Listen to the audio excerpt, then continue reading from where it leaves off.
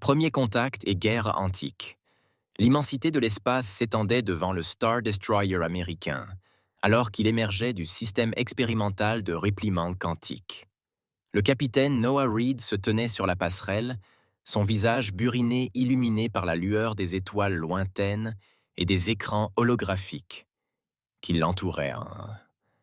À 45 ans, Reed avait passé plus de la moitié de sa vie à explorer les frontières de l'espace, mais rien ne l'avait préparé à ce qui les attendait. Pliage quantique terminé, capitaine, annonça le lieutenant Maya Chen, ses doigts dansant sur la console de navigation. Nous sommes arrivés aux coordonnées. Rapport de situation, ordonna Reed d'une voix grave et assurée malgré la tension qui régnait sur la passerelle. Le commandant Eli Torres, son adjoint, fronça les sourcils en lisant ces indications. Tous les systèmes étaient opérationnels, mais il marqua une pause, ajustant plusieurs paramètres. Monsieur, nous détectons des signatures énergétiques massives, comme jamais auparavant. L'échelle est astronomique. Reed s'apprêtait à répondre lorsque l'écran principal s'illumina. Des traînées d'énergie émeraude s'entrecroisaient avec des rayons d'obscurité qui semblaient dévorer les étoiles. Des explosions s'épanouirent dans l'espace telles des fleurs mortelles, chacune capable de consumer une planète entière. « Mon Dieu !» murmura le docteur Amara Okafor, scientifique en chef du vaisseau, « nous sommes tombés dans une zone de guerre. » Comme pour confirmer ses dires, l'IA du vaisseau, Aria, se matérialisa sous la forme d'un hologramme bleu scintillant. « Capitaine, je détecte deux civilisations distinctes en conflit. D'après les relevés énergétiques et les schémas de combat, ce conflit dure depuis environ 800 000 années terrestres. » Le silence régnait sur la passerelle tandis que l'équipage tentait d'analyser cette information. 800 000 ans. Reed finit par dire que c'était plus longtemps que l'existence des humains modernes. « Exact, » répondit Teraya. « Et la technologie déployée dépasse de plusieurs ordres de grandeur les capacités actuelles de l'humanité. » Avant que Reed puisse donner ses ordres, le vaisseau vibra violemment. « Nous sommes scannés !» cria Torres. Plusieurs vaisseaux approchaient à grande vitesse. « Bouclier levé !» ordonna Reed. « Position défensive uniquement. » Nous sommes des explorateurs, pas des combattants. L'écran changea, révélant un être différent de tout ce qu'ils avaient jamais vu. Il semblait composé de pure lumière, sa forme changeant constamment, tout en conservant une forme vaguement humanoïde. Lorsqu'il parla, sa voix résonna directement dans leur esprit. « Humain », dit l'être, ses mots empreints de curiosité et de méfiance. « Vous êtes entrés dans le conflit éternel. Je suis Solaris du collectif luminal. Votre présence était inattendue. » Reed s'avança. « Je suis le capitaine Noah Reed du destroyer stellaire Terre Unie. Nous sommes des explorateurs pacifiques qui avons rencontré votre combat par hasard. Nous ne voulons pas de mal. » L'être de lumière semblait y réfléchir. Peut-être pas intentionnellement, mais le mal pourrait néanmoins survenir. Le néant du néant aura lui aussi détecté votre arrivée. Comme convoqué par ces mots, l'écran se fendit pour révéler une seconde entité. Celle-ci apparaissant comme une absence de lumière mouvante, une obscurité plus profonde que le vide spatial lui-même, avec des points d'étoiles lointaines visibles à travers sa forme ténébreuse. Un nouveau joueur entre en jeu, la voix de l'être d'ombre s'insinuant dans son esprit comme de l'eau glacée. Comme c'est intriguant. Je suis Nyx du domaine néant du néant. Votre espèce est jeune, fragile, délicieusement naïve. Reed garda son sang-froid malgré le frisson qui lui parcourut l'échine. Nous n'avons aucun conflit avec aucune de vos civilisations. Nous cherchons simplement à comprendre. Un son semblable à un rire sombre émana de Nyx. Comprendre est le début de la fin, petit humain. Depuis 800 millénaires, nous dansons cette danse avec les luminaux. Que pourrait bien comprendre votre espèce naissante? Peut-être notre jeunesse nous donne-t-elle la perspective qui vous manque à tous les deux, répondit Reed avec audace. Peut-être notre jeunesse nous donne-t-elle la perspective qui vous manque à tous les deux. répondit Reed avec audace. Après 800 000 ans, aucun camp n'a triomphé. Avez-vous envisagé que le conflit lui-même puisse être biaisé? Un silence suivit ces paroles. Un silence qui sembla s'étendre à travers le cosmos. Finalement, Solaris reprit la parole. Vous parlez avec une sagesse surprenante pour quelqu'un de si jeune. Peut-être votre point de vue est-il précieux. Êtes-vous disposé à venir à notre Nexus pour en discuter davantage? Ne vous y trompez pas. Nyx rétorqua aussitôt. Les luminaux ne recherchent que la prolifération d'une expansion chaotique, une croissance indisciplinée qui finira par anéantir tout ordre et tout équilibre. Écoutez notre vérité avant de prendre une décision. Reed échangea un regard avec ses officiers supérieurs avant de répondre. Nous entendrons les deux parties. C'est peut-être quelque chose qu'aucun de vous n'a vraiment fait en 800 000 ans. Le Star Destroyer se retrouva escorté par des vaisseaux des deux civilisations, gardant une distance prudente les uns par rapport aux autres, à mesure qu'ils s'enfonçaient dans la zone de conflit. Le docteur Okafor et son équipe travaillèrent frénétiquement à analyser les données affluant de leurs capteurs. C'est extraordinaire, dit-elle à Reed dans la salle de conférence du vaisseau, où les cadres supérieurs s'étaient réunis. Les luminaux et les nés du vide représentent des principes cosmiques fondamentalement opposés. Les luminaux incarnent la création, l'expansion et la complexité. Les nés du vide représentent l'entropie, la contraction et la simplification. Vous dites qu'ils se disputent la nature fondamentale de l'univers. On demande à tort, incrédule. Pas exactement, clarifia le docteur Okafor. Ils se disputent son sort. Les luminals croient en une expansion et une création continue, de nouvelles étoiles, une nouvelle vie, de nouvelles possibilités pour toujours. Les nés du vide croient en la mort thermique de l'univers, une progression naturelle vers l'entropie parfaite et l'immobilité. Reed fronça les sourcils. Il s'agit donc essentiellement d'une guerre philosophique. Une philosophie dotée d'une puissance de feu suffisante pour remodeler les galaxies, dit le docteur Okafor d'un ton sombre. D'après nos relevés, des milliers de civilisations ont été prises entre deux feux au fil des siècles. Des espèces entières ont disparu parce qu'elles se trouvaient au mauvais endroit ou avaient choisi le mauvais camp. Le lieutenant Chen leva les yeux de son bloc de données.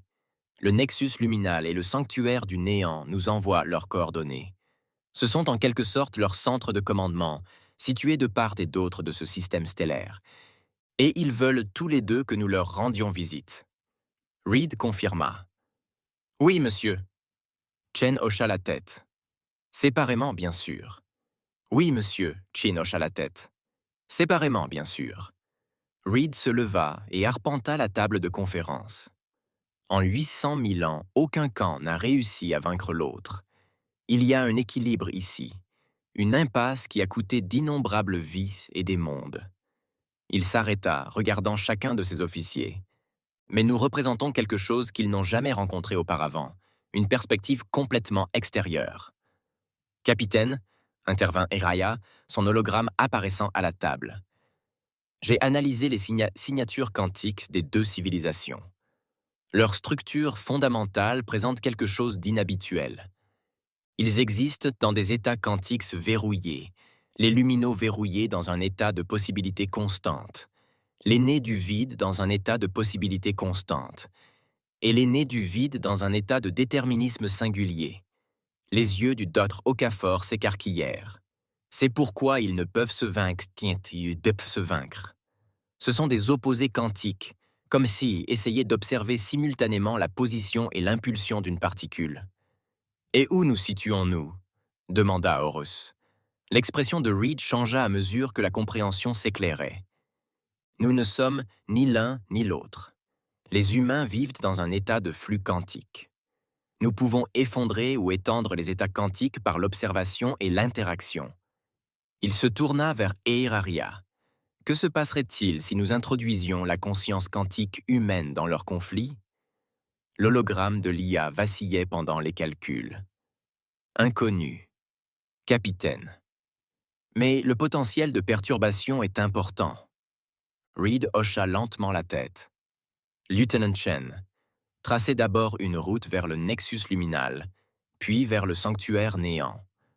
Dr. Okafor, je veux tout ce que vous pouvez me dire sur la conscience quantique et ses interactions potentielles avec ces êtres. Commandant Taurus, préparez le vaisseau à d'éventuels scénarios de combat. Mesures défensives uniquement. Alors que le destroyer stellaire approchait de la structure cristalline servant de lien luminal, Reed ne parvenait pas à se défaire du sentiment que l'humanité s'était retrouvée confrontée à quelque chose de bien plus grave qu'une simple guerre. Il s'agissait d'un conflit portant sur la nature même de l'existence. Et, d'une certaine manière, l'humanité détenait désormais la clé de sa résolution. Solaris les accueillit dans le Nexus, une vaste chambre de lumière et de géométrie qui semblait s'étendre à l'infini dans toutes les directions. La forme lumineuse du rayon fusionna en quelque chose de plus défini, plus compréhensible pour la perception humaine. Depuis 800 millénaires, nous luttons pour préserver la lumière de la création contre le vide envahissant, expliqua Solaris. Les êtres nés du vide réduiraient toute existence à un seul état, froid, sombre, immuable. Nous luttons pour la diversité, pour les possibles, pour la perpétuation de la vie elle-même. Et pourtant, rétorqua Reed, dans cette guerre, combien de civilisations ont été détruites, combien de possibilités anéanties. Solaris s'est légèrement atténué. Des sacrifices au service du bien commun. La perte de certaines possibilités pour préserver le possible lui-même. Il y a une contradiction dans vos méthodes. Lisez pressé. Vous vous battez pour la diversité tout en exigeant l'alignement. Pour le possible, tout en poursuivant un résultat unique. Avant que Solaris ne puisse réagir, le Nexus trembla. Des alarmes résonnèrent dans la structure cristalline. L'attaque des néantis.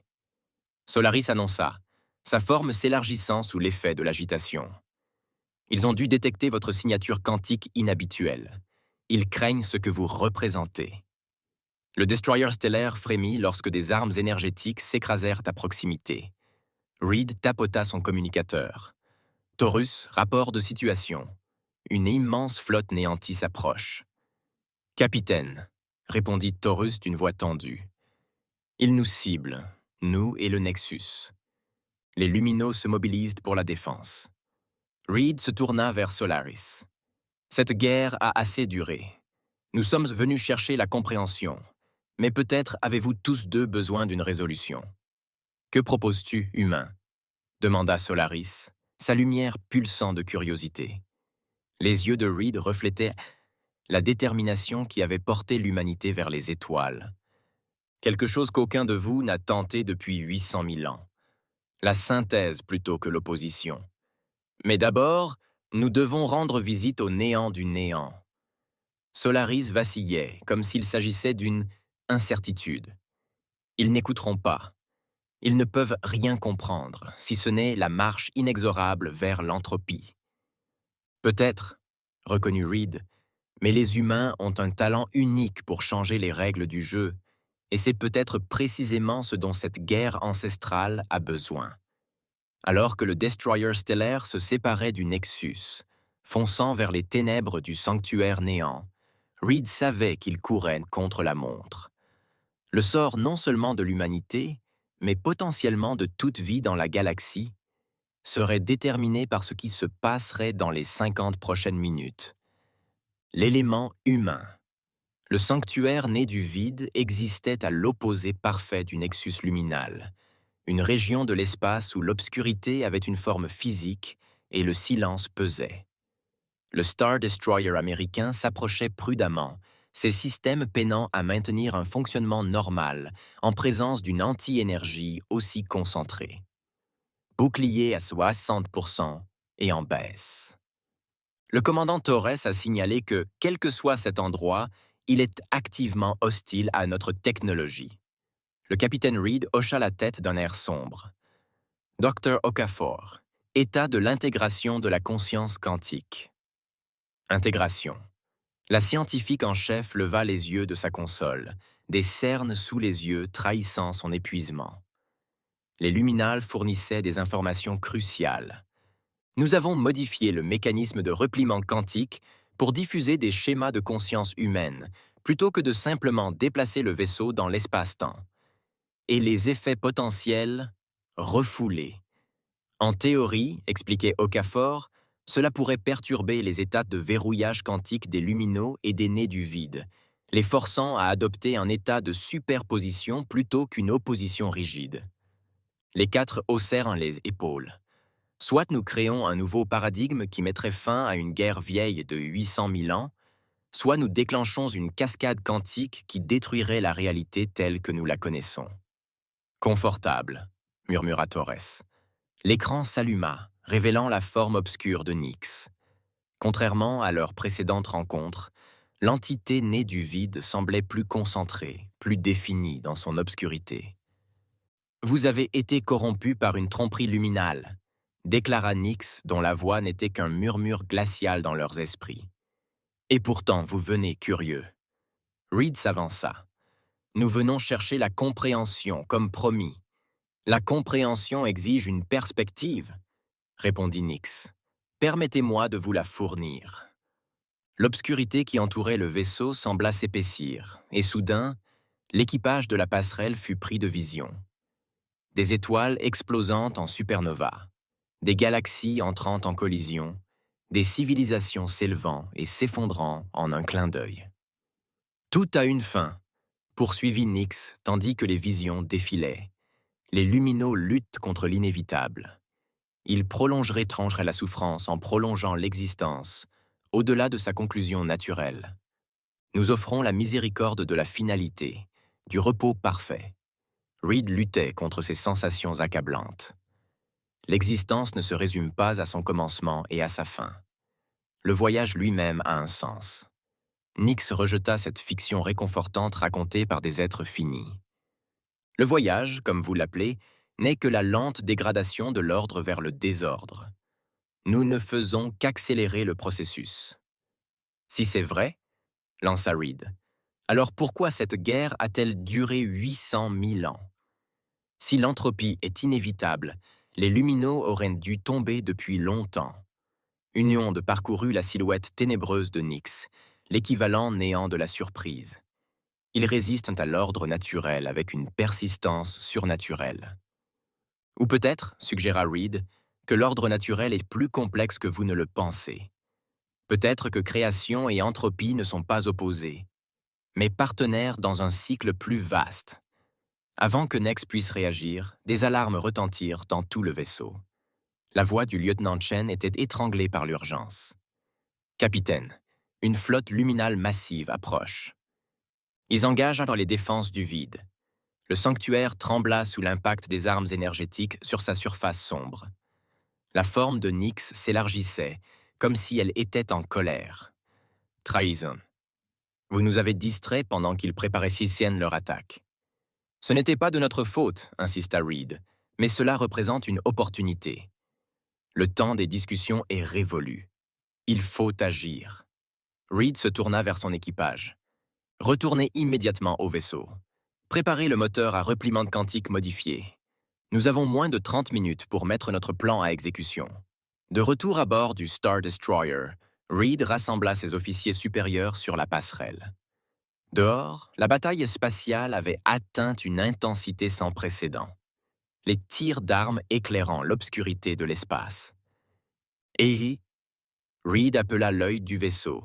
« Évaluation tactique. » La femme holographique apparut, l'air grave. « Les deux flottes sont pleinement engagées, capitaine. Les relevés énergétiques suggèrent qu'ils déploient des armes capables de détruire des systèmes stellaires entiers. Des mondes civils dans 3 secteurs adjacents signalent déjà des dégâts catastrophiques. » Reed serra les dents. « Puis nous procédons comme prévu. »« Docteur Okafor, le moteur modifié est-il prêt ?»« Oui, capitaine, mais je dois souligner le caractère expérimental. »« C'est noté, docteur. » Reed l'interrompit. « Mais nous n'avons plus d'alternative et le temps presse. » Il se tourna vers Torres. « Positionnez-nous à ces coordonnées, directement entre les flottes principales. Les yeux de Torres s'écarquillèrent. « Monsieur, c'est du suicide. Nous serons pris entre deux feux. » « Exactement, » acquiesça Reed. « Pour que cela fonctionne, les deux civilisations doivent se concentrer sur nous. » Alors que le destroyer stellaire se positionnait, subissant de multiples tirs qui affaiblissaient encore davantage ses boucliers, Reed ouvrit un canal vers les Luminals et les néants du néant. Ici, le capitaine Noah Reed du Star Destroyer américain. Votre guerre fait rage depuis 800 000 ans, dévastant d'innombrables civilisations innocentes. Aujourd'hui, elle prend fin. Solaris et Nyx sont apparus sur des écrans partagés. Vous ne pouvez pas arrêter ce qui est en marche depuis avant l'évolution de votre espèce. Humain, déclara Nyx froidement. Votre courage est admirable, mais déplacé. Si le soleil est ajouté, sa lumière pulse, ce conflit transcende votre entendement. Reed se tenait droit, imperturbable. Peut-être, ou peut-être ce dont ce conflit a vraiment besoin, est-ce quelque chose qu'aucun de vous ne possède. L'humanité. Sur ce, Reed donna l'ordre d'activer le moteur de repliement quantique modifié. Le docteur Okafor lança la séquence, et le vaisseau se mit à vibrer tandis que le moteur s'activait. Le champ de conscience quantique s'étendait, rapporta-t-elle. 5 km, 10 km. L'effet fut immédiat et spectaculaire. Là où le champ touchait les vaisseaux lumineux et nés du vide, leur nature même semblait vaciller. Les êtres de lumière oscillaient, entre brillance et ombre. Les entités du vide se solidifiaient, alors, se dispersant en succession rapide. « Que se passe-t-il » demanda Solaris, sa forme déstabilisante. « Impossible. » Nyx siffla, ses ténèbres ondulant de distorsion. Reed observait avec une satisfaction sombre. « Nous introduisons un troisième état dans votre guerre binaire. L'humanité existe dans un flux quantique, ni enfermée dans des possibilités infinies comme les luminaux, ni figée dans une entropie déterministe comme les nés du vide. Nous changeons, nous nous adaptons, nous évoluons. Le champ de conscience quantique approche de sa masse critique, avertit Okafor. Confinement à 30% et en baisse. Maintenez la position. Lecture ordonnée. Étendez le champ à sa portée maximale. L'effet se propagea aux deux flottes, créant une cascade de perturbations quantiques. Les vaisseaux des deux camps commencèrent à se transformer, adoptant des aspects de leurs ennemis tout en conservant des éléments d'eux-mêmes. Vous nous forcez à... L'harmonie. La voix de Solaris était incrédule. Pas d'harmonie, corrigea Reed. Complémentarité. Vous ne pouvez exister l'un sans l'autre. La création requiert le potentiel d'entropie. L'entropie dépend de la création antérieure. Vous n'êtes pas ennemis. Vous êtes l'Egisdubitmutis d'un tout cosmique. Le vaisseau vibra violemment, tandis que le moteur dépassait ses limites. Capitaine, nous ne pourrons plus maintenir ce champ très longtemps. Taurus avertit. Le moteur approche de la surcharge critique. Reed hocha la tête. On en a assez fait. Préparez-vous à un repli quantique d'urgence. Éloignez-nous du champ de bataille. Où allons-nous, monsieur ? Demanda Chen, les mains posées sur les commandes de navigation. Reed observa la transformation se propager à travers les deux flottes. Les vaisseaux lumineux transportaient désormais des traînées d'obscurité. Les vaisseaux du vide brillaient d'une lumière intérieure. N'importe où sauf ici, lieutenant. Notre travail est terminé. Au moment où le moteur de repliement quantique lançait sa séquence d'urgence, le vaisseau fut touché par des tirs simultanés des deux côtés. La passerelle explosa en étincelles et en fumée, les systèmes étant surchargés. Séquence de repliement compromise. Chen cria par-dessus les alarmes. Stabilité du moteur à un niveau critique. La dernière chose que Reed vit avant de perdre conscience fut le spectacle de vaisseaux lumineux et néantis, qui cessaient de se tirer dessus, mais portaient leur attention sur un nouveau phénomène se formant au centre du champ de bataille. Un tourbillon de lumière et d'obscurité, parfaitement équilibré. Reed se réveilla dans l'infirmerie du vaisseau et trouva le Dor Okafor se tenait au-dessus de lui, un sourire soulagé sur son visage fatigué. « Bon retour, capitaine, dit-elle. Vous êtes inconscient depuis 3 jours. Reed peinait à se redresser. Le navire, l'équipage, presque intact, lui assura-t-elle. Nous avons subi de lourds dégâts, mais Torres nous a placés en repli d'urgence, avant que le propulseur ne soit complètement surchargé. Nous sommes actuellement en orbite autour d'une planète inhabitée, à environ 10 années-lumière du champ de bataille. « Et la guerre ?» demanda Reed d'une voix rauque. Le sourire d'Okafor s'élargit. « C'est là le plus remarquable. »« C'est fini, capitaine. Après 800 000 ans, elle s'est terminée en 50 minutes. » Elle aide Reed à se relever et le conduisit à un hublot. Dehors, un spectacle magnifique s'offrait à vous. Des vaisseaux de conception luminale et néant, tous porteurs d'éléments de lumière et d'obscurité, étaient en formation autour du destroyer stellaire. « Ils attendent votre rétablissement », expliqua Okafor. « Leurs représentants sont prêts à vous parler dès que possible. » Dans la salle de conférence du vaisseau, Reed se retrouva face à une entité unique, ni purement lumineuse, ni issue du vide, mais une synthèse équilibrée des deux.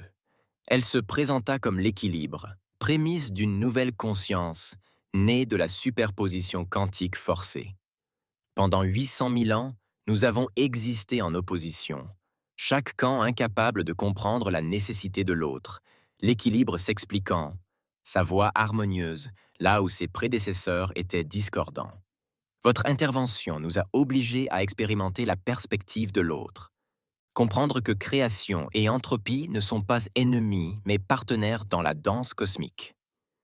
Comprendre que création et entropie ne sont pas ennemis, mais partenaires dans la danse cosmique. La guerre est vraiment terminée ? Demanda prudemment Reed. Plus que terminée, l'équilibre est confirmé. Transformé. Là où nous nous disputions autrefois pour savoir quel principe devait gouverner l'univers, nous comprenons maintenant que les deux doivent exister en équilibre. La création sans entropie éventuelle devient cancéreuse. L'entropie sans nouvelle création mène au vide éternel. Et aux civilisations prises entre vos feux croisés. Reed insista. Nous avons beaucoup à expier. Reconnais l'équilibre. Reconstruire prendra du temps. Mais nous avons désormais la sagesse de guider, plutôt que de dominer, de nourrir la diversité du cosmos, plutôt que de la forcer à suivre un modèle unique. Reed hocha lentement la tête. Et l'humanité? Quel est notre rôle dans ce nouvel ordre galactique? L'équilibre, une forme modifiée, la lumière et l'obscurité s'écoulant en parfaite harmonie. Vous êtes les bâtisseurs de ponts, les médiateurs entre les extrêmes. Votre conscience quantique vous permet d'appréhender des perspectives opposées d'une manière que nous n'aurions jamais pu imaginer. La galaxie aura besoin de ce don pour se remettre de notre guerre. Alors que le Star Destroyer commençait son long voyage de retour vers la Terre, Reed se tenait sur le pont, regardant les étoiles défiler. Âge, regardant les étoiles défiler. En 50 minutes, l'humanité avait mis fin à une guerre de 800 000 ans, non pas grâce à une puissance de feu supérieure ou à une technologie avancée, mais grâce à sa capacité unique à accepter la contradiction, à exister dans une superposition quantique entre des absolus opposés. « Cap sur la maison, Lieutenant Chin », ordonna Reed, un léger sourire au coin des lèvres. Nous avons un sacré rapport à livrer. Derrière eux, à travers la galaxie, des mondes qui n'avaient connu que la guerre pendant des millénaires assistèrent à leur premier lever de paix. Tout cela parce qu'un seul vaisseau de guerre humain avait osé changer les règles d'un jeu ancestral.